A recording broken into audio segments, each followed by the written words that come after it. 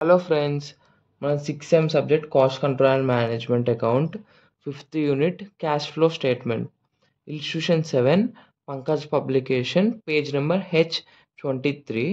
దీంట్లో మనం ఈ ఇన్స్టిట్యూషన్స్లో మనకు ఫస్ట్ క్వశ్చన్లో ఏమి ఇచ్చాడంటే కంపారిజన్ ఆఫ్ 2 years అంటే 2016 అండ్ 2017. షేర్ క్యాపిటల్ మనకు ఇన్వెస్ట్మెంట్ యాక్టివిటీస్లో వస్తుంది, అది మనం తర్వాత తీసుకుందాం. Next reserve and surplus of 27 and 26లో రిజర్వ్ అండ్ సర్ప్లస్ అమౌంట్స్ ఇచ్చిండు. మనకి ఇక్కడ ఫస్ట్ ఏం రాస్తాం, closing balance of surplus. Closing balance of surplus అంటే 2017లో ఎంత వాల్యూ ఉంది, 34,500. సేమ్ ఆ అమౌంట్ తీసుకున్నాము.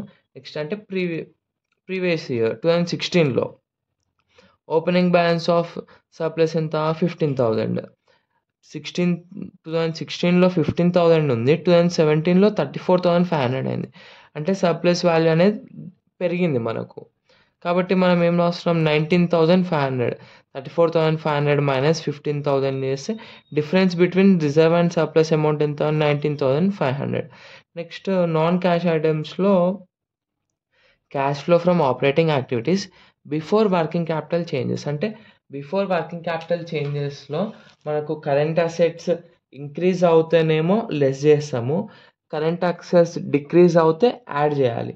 సేమ్ కరెంట్ లయబిలిటీస్ ఇంక్రీజ్ అవుతే యాడ్ చేస్తాము, కరెంట్ లయబిలిటీస్ డిక్రీజ్ అవుతే మైనస్ చేస్తాము.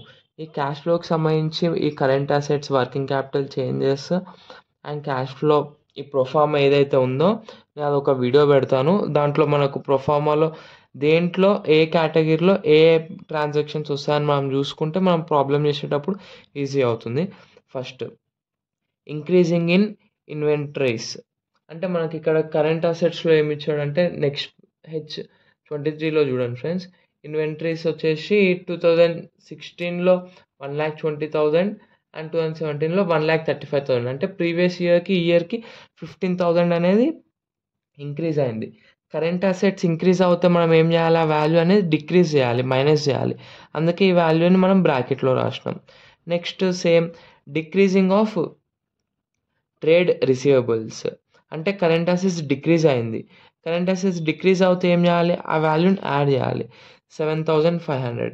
ట్రేడ్ రిసీవబుల్స్ వాల్యూ వచ్చేసి మనకు 1,72,500 ఈ ఇయర్ ఉంది, ప్రీవియస్ ఇయర్ 1,80,000 ఉంది.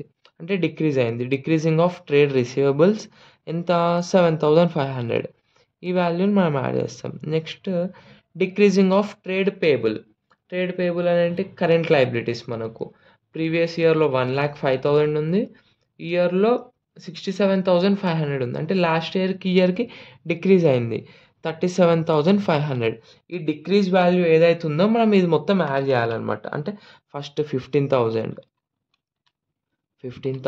ప్లస్ ఎంత, 37,500 ట్రేడ్ పేబుల్స్, 37,500. నెగిటివ్ వాల్యూస్ ఏవైతే ఉన్నాయో ఆ రెండు యాడ్ చేసుకున్నాము, 52,500 వచ్చింది. దాంట్లోకి వెళ్ళి పాజిటివ్ వాల్యూ అంటే ఎంత, 7,500 మైనస్ చేస్తే మనకు రిమైనింగ్ 45,000 వస్తుంది. ఆ 45,000 అమౌంట్ని మనం ఇక్కడ అవుటర్ కాలంలో రాస్తున్నాం. ఇదేంటి, ఇది ఫస్ట్ వన్ అనమాట. కాదు ఫ్రెండ్స్, కన్ఫ్యూజ్ అవ్వకండి. ఫస్ట్ వన్ అది cash used in operating activities 19,500 అంటే పాజిటివ్ వాల్యూ. దీంట్లోకి వెళ్ళి మనం 45,000ని తీసేయాలన్నమాట. ఇక్కడ 45,000 ఏదైతే వచ్చిందో 45,000 మైనస్ 19,500. 19,500 ఈక్వల్స్ టు 25,500 అనేది ఆపరేటింగ్ యాక్టివిటీస్ కోసం మనం క్యాష్ అనేది యూజ్ చేసుకున్నాం. ఇది ఫస్ట్ వన్, ఆపరేటింగ్ యాక్టివిటీస్.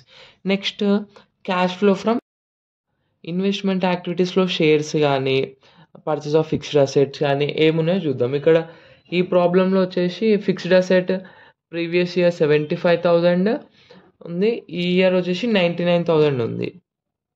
అంటే లాస్ట్ ఇయర్కి ఇంక్రీజ్ అయింది. కరెంట్ మనకు అసెట్స్ వాల్యూ ఇంక్రీజ్ అవుతే ఏం చేస్తాము, లెస్ చేస్తాము. ఇక్కడ purchase of fixed asset 99,000 minus 75,000 చేస్తే రిమైనింగ్ వాల్యూ 24,000. అది లెస్ కాబట్టి బ్రాకెట్లో రాసుకున్నాం. మనకు ఒకటే యాక్టివిటీస్ ఉంది ఇన్వెస్ట్మెంట్ యాక్టివిటీస్లో 24,000. సెకండ్ వన్ వచ్చేసి cash used in investment activities 24,000. Third one వచ్చేసి cash flow from financial activities. అంటే ఫినాన్షియల్ యాక్టివిటీస్ బిజినెస్కి సంబంధించి ఏమేమి యాక్టివిటీస్ ఉన్నాయి. ఫస్ట్లో క్వశ్చన్ మనకి ఇచ్చిండు 2016లో మన దగ్గర ఉన్న షేర్ క్యాపిటల్ 3 lakhs అండ్ 2017లో షేర్ క్యాపిటల్ వచ్చేసి 3,75,000. The difference between previous year and this year is 75,000 rupees. అది 75,000 రూపీస్ మనం ఇక్కడ రాసుకున్నాం. దీంట్లో కూడా ఒకటే యాక్టివిటీ ఉంది, ఇంకా రిమైనింగ్ ఇంకేం లేవు కాబట్టి సేమ్ అదే 75,000ని మనం అవుటర్ కాలంలో రాసుకున్నాం అనమాట. Cash flow from financial activities 75,000. ఇప్పుడు మన దగ్గర టోటల్ నెగిటివ్ వాల్యూస్ ఏమున్నాయి ఇక్కడ. ఆపరేటింగ్ యాక్టివిటీస్ 25,500, 25,500 ప్లస్ ఇక్కడ 24,000,